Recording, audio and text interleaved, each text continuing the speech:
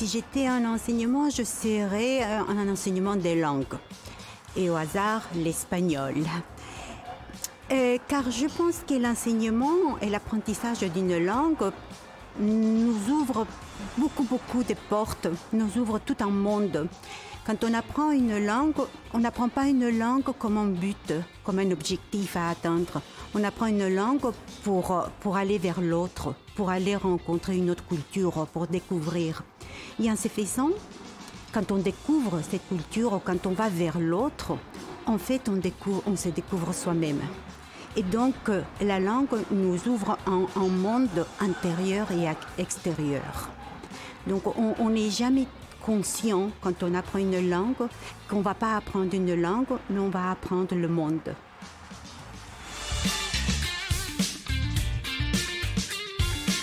Si j'étais une méthode, je serais la méthode interactive.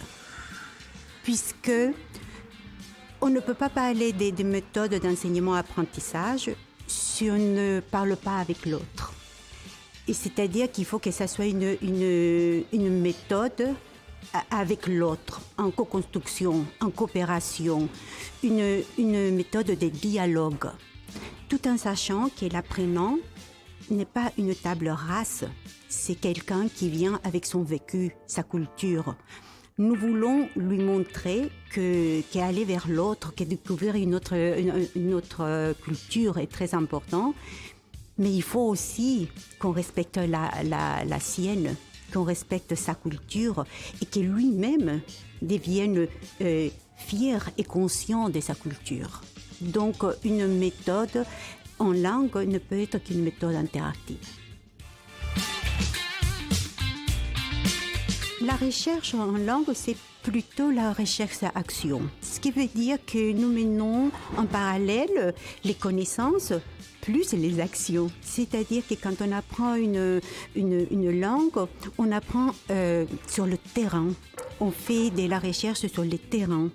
On a par exemple un cas d'étude, on veut savoir, je ne sais pas, les taux d'alphabétisation en Amérique latine. Donc, et là, nous allons prendre comme action, par exemple, des interviews, des lectures, d'aller voir un peu comment ça se passe, l'alphabétisation en Amérique latine. Donc, nous sommes plutôt dans l'action et non pas dans l'abstraction. Puisque en langue, nous utilisons plutôt cette recherche qui est chère aux sciences humaines ou aux sciences sociales. Je serai l'étudiant curieux, autonome, mais pour être un étudiant autonome, il faudrait que je sois formée à l'éducation émancipatrice. Qu'est-ce que j'entends par là ? L'émancipation, pour moi, c'est la méthode, c'est l'éducation qui fait de moi un individu critique, qui peut prendre suffisamment de recul pour pouvoir agir, surtout agir, mais d'un point de vue lucide. Donc pour moi, l'étudiant idéal, c'est aussi le professionnel idéal du futur, c'est-à-dire toujours avec ces trois axes, critique, lucide, mais surtout agissant. Les débats bilingues, c'est un projet que nous avons mené à bien avec une collègue d'anglais. C'était un projet bilingue.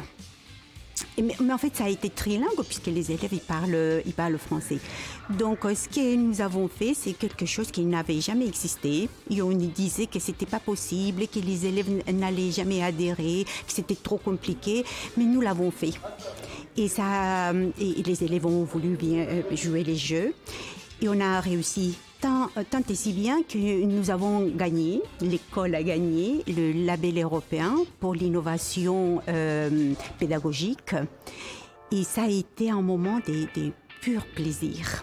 un moment vraiment de tout ce que je viens de dire, des coopérations, des constructions, des co-constructions, des dialogues, d'émancipation. Ça a été vraiment l'exemple même que nous pouvons arriver à faire des choses et non seulement à nous arrêter dans l'abstraction, dans les souhaits.